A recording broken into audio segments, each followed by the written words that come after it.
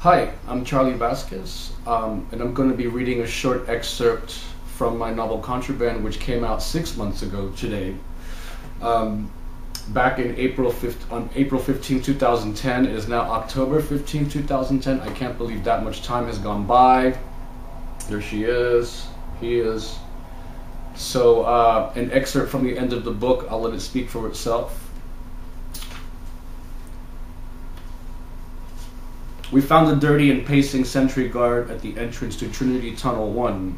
We approached him with extreme caution, making ourselves seen as to not be shot. His hand shook on his holstered gun, and he stiffened.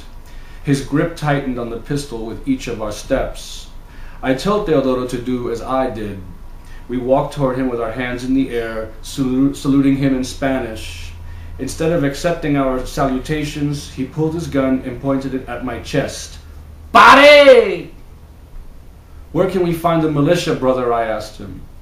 Who told you what? He asked, shaking in place, his fatigues too large for his bony frame. Are you the one I'm supposed to ask? I don't know, are you? He began to sweat like a sunbather and licked his mustache. I looked back at Teodoro, who was terrified and had turned his head away.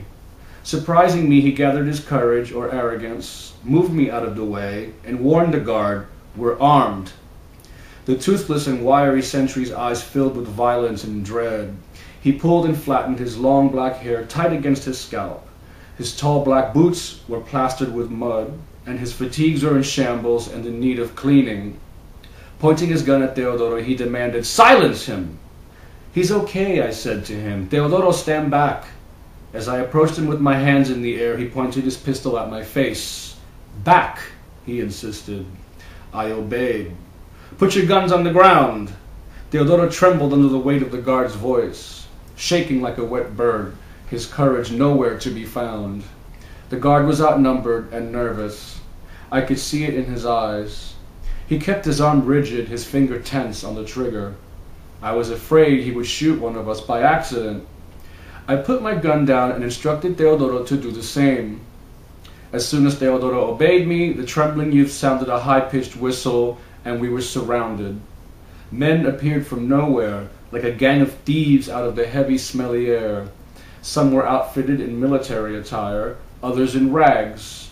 There were 30 or more of them, their faces smeared with dirt, their hair long and wild and tied with rubber bands. Our bags and guns were taken by their quick simian fingers, as were our knives and food. An older handsome soldier in olive fatigues shoved me and asked, "Where's your money?"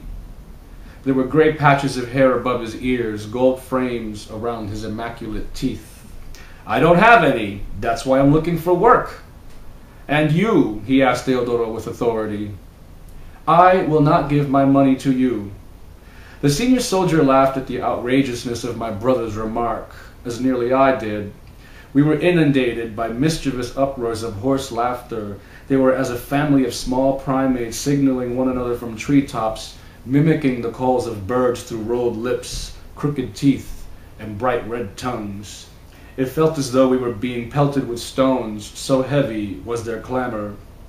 The laughter was a screeching jungle of vines and tusks and rivers and strange birds and rodents, leopards, flying spears. The elder shook his head, and I worried that he would have us hurt, killed, eaten. Teodoro grabbed my arm, saying, "What glamour? I told you they'd be savages." Turning to him, I warned, "Not another word out of you." 4 men grabbed and separated us. "Sanchez!" one of the young bearded soldiers called out to the senior. "Let's take them in." "You're Sanchez?" I asked the elder. "Perhaps. Why?" "We were told to ask for you." "By whom?" "The Ancla Tunnel Guard." Sanchez inched over to me and instructed the young men who were restraining Teodoro to release him. His nose met mine. Staring me in the eyes, his bright lunar orbs searched for lies in mine. "And what do you know about the Ancla Tunnel?" he asked, waiting for a lie to come to life on my tongue, to reflect in my eyes. "It's how we got here from the harbor, sir." Sanchez studied my gaze long and hard and turned to his men, his eyes launching me to faraway worlds. Throwing his hands in the air above his head, he said, "Anyone who survives a crawl through that shithole can join our ranks." The militia leader pulled his gray mustache down and walked away deep in thought. The fevered and jubilant men applauded and returned our belongings. Some asked for the canned food they found in our bags, which we gave them, not worrying where our next stash would materialize. A few hugged us, and some even kissed us, catching us by surprise. Teodoro was lifted into the air against his will and struggled for release. The nervous sentry came over to me and put his hand out. "My name is Mako." "Amvofango," I told him. When I tried to take my hand back, he wouldn't let it go. When my eyes met his, I noticed their unusual brightness. I saw red flames dancing in their midst. Teodoro and I studied the animated, colorful men until our disbelieving eyes found one another's. It was then that Teodoro realized what I'd been in pursuit of, and his demeanor took on a better quality. It was time to fight back, one dead guardsman at a time. Have a great day.